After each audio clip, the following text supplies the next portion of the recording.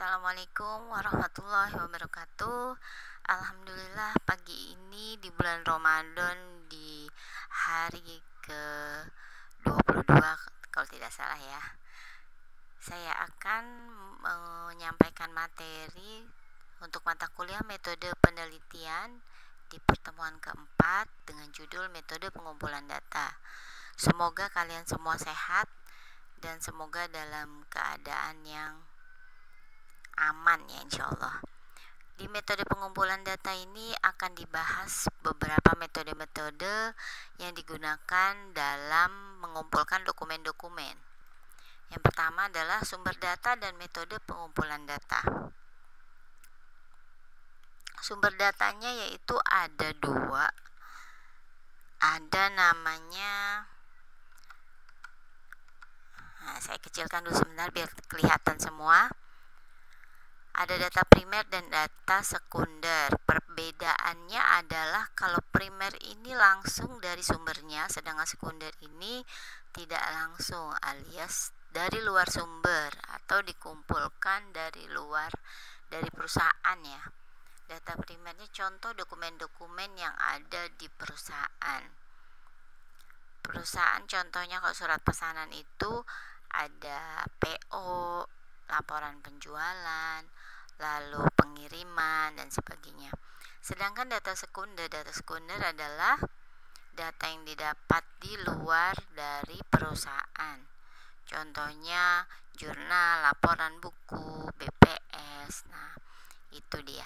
Kalau primer ini dokumen-dokumen tersebut diperoleh dengan cara bisa wawancara, bisa FGD, bisa kuesioner, bisa jurnal penelitian juga bisa, tapi dari dalam tersebut. Observasi ini adalah pengamatan secara langsung di lapangan. Jadi mengamati secara langsung penelitian yang akan kita ambil sesuai dengan judul ya. Contohnya kalau misalkan penjualan, berarti kita ada di tempat penjualan tersebut. Contoh kita membuat sistem kasir, berarti kita harus nongkrong istilahnya lah ya di tempat kasir tersebut, melihat bagaimana situasi, kondisi, dan bagaimana cara penghitungannya. Itu observasi. Kelebihan observasi ini, nah ada 3 ya. Kita tahu situasi, lalu juga kita dapat mengamati, dan juga kita bisa menyimpulkan ya. Sedangkan tujuan observasi ini tujuannya ada 3 juga. Tujuan observasi ini kita tahu objek penelitiannya itu bagaimana proses bisnisnya. Lalu yang kedua ya tadi menyimpulkan objek yang diamati, bagaimana antriannya, bagaimana penghitungannya, apakah cepat atau tidak, laporannya bagaimana. Yang ketiga ini mendapatkan data dan informasi. Informasi apa? Informasi bahwa si kasir ini membutuhkan sistem agar penghitungannya dengan cepat dan efisien karena antrian panjang mungkin setelah diamati ya. Manfaat observasi ada 3 juga. Manfaatnya adalah bisa menjelaskan apa yang terjadi di lapangan dengan proses bisnisnya, dan kita bisa menafsirkan apa saja yang dibutuhkan. Ini masih manfaat observasi, ternyata bukan cuma 3 tapi banyak ya. Tapi pada intinya adalah kita tahu kejadian yang sesungguhnya. Karena kita membuat sistem ini harus tahu kejadian yang real, bukan yang dicoba-coba atau perkiraannya. Lalu indikasi pengaruhnya apa saja, jika ada antrian pengaruhnya, maka waktu menjadi lama, dan kronologisnya dari awal sampai akhir. Ada kelebihan, ada kelemahan dengan metode observasi. Nah, ini kelemahannya karena kita butuh melakukan pengamatan sampai selesai, maka waktunya lama. Lalu karena kita mengamati juga, maka objek si kasir ini menjadi tidak nyaman karena kita lihatin terus ya, kita amati terus. Lalu selanjutnya belum tentu kita mendapatkan semua informasi, karena semua informasi tidak akan didapatkan jika hanya dengan mengamati, tapi bisa dengan yang lain tadi ya, kuesioner, lalu wawancara. Jenis-jenis observasi ada namanya observasi partisipasi dan observasi sistematis. Juga yang ketiga adalah observasi eksperimental. Kita lihat yang partisipasi. Partisipasi ini observer terlibat langsung secara aktif. Lalu ada juga observasi non partisipasi tanpa terlibat langsung. Nah, ini terlibat langsung berarti langsung di lapangan. Non partisipasi berarti tidak langsung di lapangan. Kita bisa mengamati dari jauh ya. Observasi sistematis ini adalah kita punya kerangkanya. Lalu kita punya catatan apa-apa saja yang harus diobservasi. Itu sudah direncanakan. Observasi eksperimental, observasi ini situasinya sudah dipersiapkan. Jadi segi eksperimental ini seperti main film ya, sudah dipersiapkan. Lalu kamu harus acting begini karena nanti akan ada penelitian. Seperti kalau di TV-TV itu ngerjain orang itu eksperimental ya, bereksperimen bagaimana nanti tanggapan orang. Lanjut ke wawancara. Wawancara ini mengumpulkan data melalui wawancara face to face dengan customer ya. Bisa juga tidak face to face, mungkin dengan media Zoom atau media by phone. Ada wawancara informal ini boleh menggunakan bahasa yang gaul. Yang kedua ada pedomannya, dan yang ketiga adalah wawancara terbuka. Terbuka ini bisa dilihat oleh siapa saja ya. Dan wawancara ini harus punya pedoman, harus punya catatan pertanyaan. Jadi wawancara ada beberapa. Lalu wawancara seleksi. Wawancara seleksi ini memilih orang tidak sembarangan ya, tetapi kita pilih orang yang sesuai dengan judul yang kita ambil. Yang kedua adalah wawancara dengan media elektronik, dengan tape atau by phone tadi yang saya bilang ya, dengan medianya. Yang ketiga adalah wawancara kelompok. Nah, kelompok ini seperti yang biasa di saluran TV ya. Wawancaranya tidak cuma satu tetapi banyak orang. Dan itu ditanya banyak kok juga. Pewawancara juga tidak cuma satu tapi banyak juga. Wawancara terstruktur. Terstruktur ini adalah terorganisir, terencana, instrumennya ada daftar pertanyaan. Nah, itu terstruktur, sudah direncanakan.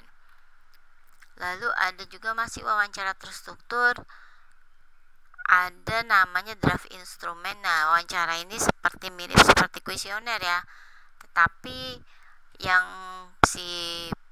diwawancara ini tidak mengisi sendiri, tapi yang mengisi adalah yang mewawancara. Nah, tapi mewawancara ini akan membacakan pertanyaan lalu akan melingkari yang dipilih oleh yang diwawancara ya, seperti ini.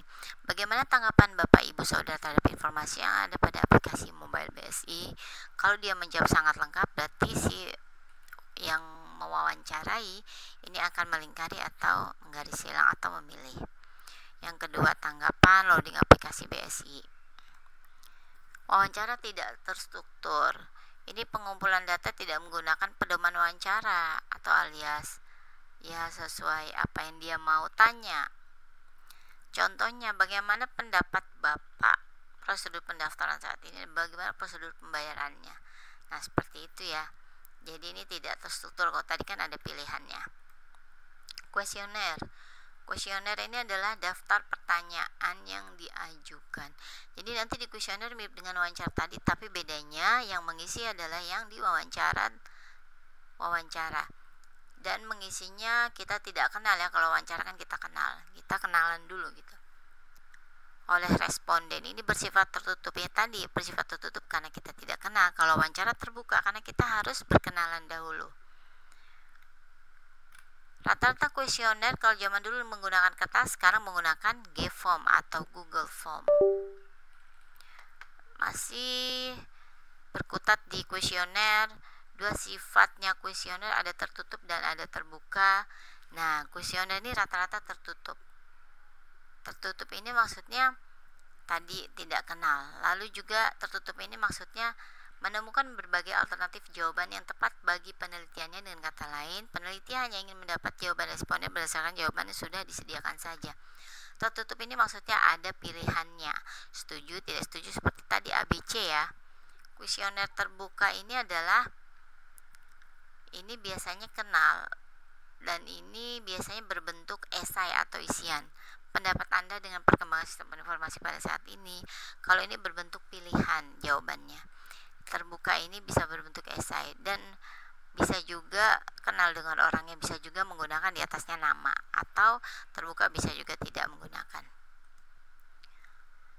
Lalu pembuatan kuesioner ini tidak sembarangan, perlu diuji coba dahulu, validitas, reliabilitas, ini ada rumusnya, dan juga pertanyaannya dicek dulu, harus yang mudah dimengerti oleh si responden, dan juga sesuai dengan kenyataannya, konsisten. Langkah-langkah dalam mengembangkan kuesioner. Nah, ini langkah-langkahnya. Ada tujuan surveinya untuk apa. Lalu, ini tujuan survei ini akan menentukan si kuesioner terbuka atau tertutup. Lalu grup sampling, berapa orang. Setelah itu menyusun kuesioner, penyelenggara kuesioner ini siapa. Hasilnya juga bagaimana nanti akan dihitung. Kualitatif biasanya pertanyaannya berupa isian atau terbuka, sedangkan kuantitatif karena dia nanti dengan rumus, maka pertanyaan tertutup, sudah ada pilihannya. Beberapa hal yang harus diperhatikan dalam menyusun pertanyaan. Hati-hati jika pertanyaannya sensitif, ini hati-hati ya, mungkin mengenai rumah tangga atau mengenai pribadi dia, itu sensitif. Jangan ditempatkan di bagian akhir. Maksudnya ditempatkan di bagian akhir kuesioner. Kalau yang pertanyaan sensitif, bukan jangan, tapi wajib ditempatkan di bagian akhir. Agar apa? Agar dia tidak bete duluan ya. Yang kedua adalah yang mudah di bagian awal. Agar apa? Sama, agar dia tidak bete dan dia mau mengisi kuesioner kita. Yang ketiga adalah susunan yang logis, tidak loncat-loncat. Kalau tema yang pertama adalah tentang misalkan kepuasan, berarti kepuasan. Yang kedua pelayanan, seperti itu. Yang ketiga tidak bertele-tele, langsung pada intinya. Lalu jenis pertanyaan apakah terbuka ataupun tertutup. Selanjutnya, beberapa hal yang perlu diperhatikan dalam menyusun kuesioner. Nah, kuesioner ini kan biasanya atas itu ada kata pengantar. Itu kata pengantar itu mempengaruhi keberhasilan kuesioner. Mempengaruhi responden juga, mungkin ucapan terima kasih atau silakan mengisi bagaimana petunjuknya. Lalu juga kata pengantar ini disarankan menggunakan kata-kata yang sopan. Pertanyaannya kata-kata yang sopan, jangan kata-kata yang gaul, yang tidak mudah dimengerti, ada singkatan. Penampilannya, nah penampilan ini penting ya, karena si customer ini akan mau mengisi jika kuesionernya tampilannya keren lah, bagus lah ya. Lalu penampilan tertata rapi, kuesioner tidak acak-acakan ya. Kalian buat kuesioner dengan tulisan tangan jangan. Lebih baik dengan form atau dengan perinan dari ketikan komputer. Lalu yang selanjutnya diuji coba. Diuji coba mungkin beberapa responden saja mungkin diuji coba oleh keluarga, gimana pendapatnya, apakah sulit untuk menjawab pertanyaan atau tidak. Jika sulit maka perlu diubah sedikit. Lalu juga diuji coba validitas reliabilitasnya. Nah, ini alat ukurnya bisa nanti dengan rumus. Tugas melakukan diskusi, menentukan objek dan tema riset. Nah, ini tema risetnya nanti untuk penelitian ya. Menyusun pertanyaan untuk wawancara dan menentukan permasalahan. Contoh seperti ini, menentukan objek dan tema riset. Tema risetnya itu penjualan. Pertanyaan yang pertama, bagaimana proses bisnis penjualan? Nah, itu contoh pertanyaannya. Menentukan permasalahannya adalah si kasir masih menggunakan metode perhitungan manual dalam menghitung pembelian dari penjualan dari si customer, contohnya. Jadi ini tidak perlu dikerjakan ya. Tadi saya sudah contohkan. Lalu soal latihannya silakan dikerjakan, nanti dikumpulkan di MyBase. Data-datanya ada semua, nomor 1, nomor 2, lalu nomor 3, nomor 4, kemudian yang terakhir adalah nomor 5. Silakan dikerjakan di MyBase jawabannya saja. Saya akhiri dulu, mudah-mudahan apa yang saya sampaikan hari ini dapat bermanfaat. Mohon maaf jika ada kalimat atau kata-kata yang belum dipahami, silakan japri. Jangan lupa like, komen, dan subscribe. Saya akhiri dulu. Wassalamualaikum warahmatullahi wabarakatuh.